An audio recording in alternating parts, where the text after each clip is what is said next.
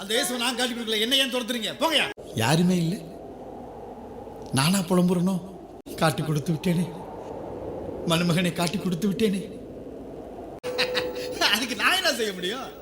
அவர் முடிவா அவரே தேடிக்கிட்டாரு, அதுக்கு எப்படிங்க நான் காரணம் ஆக முடியும்? அண்ணா ஸ்கைபாசன் சூழ்ச்சியில் விழுந்து விட்டேனே, இவர்களுக்காக அந்த உத்தமரை காட்டி கொடுத்து விட்டேனே. யார் என்னை அழைத்தது? வெளியே வாருங்கள். யார் என்னை அழைத்தது? முதுகரே, வெளியே வாருங்கள். இயேசுநாதர் தான் சிறையில் இருக்கிறாரு, பின் அவர் எப்படி இங்கு வர முடியும்? மணமகனை முத்தமிட்டு அல்லவா காட்டி கொடுத்தேன்.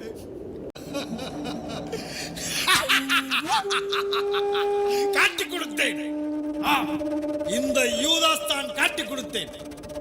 என்ன பண்ண முடியும்?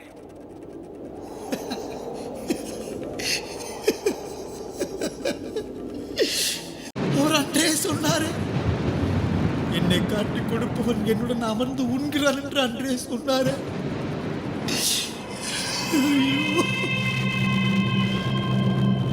ஆமா சொன்னாரு. அப்படின்னா எல்லாம் அவருக்கு தெரிஞ்சிருந்திருக்கு தானே? தெரிஞ்சிருந்து என்னைய சேர்த்துக்கிட்டாரு அதானே? ஏன் என்ன சேர்த்துக்கிட்டாரு? அப்ப தப்பு நம்ம தப்பு இல்ல. யார் தொட்டது? என்னை யார் தொட்டது? ஆமா, என் மீது சாத்தான் இறங்கி விட்டான். என் மீது சாத்தான் இறங்கி விட்டான். சாத்தான் இறங்கி விட்டான். சாத்தானே, வெளியே வா. என்னை உன்னோட அழைத்து போ, என்னை அழைத்து போ. யூதாசு, என்ன சௌக்கியமா இருக்கியா?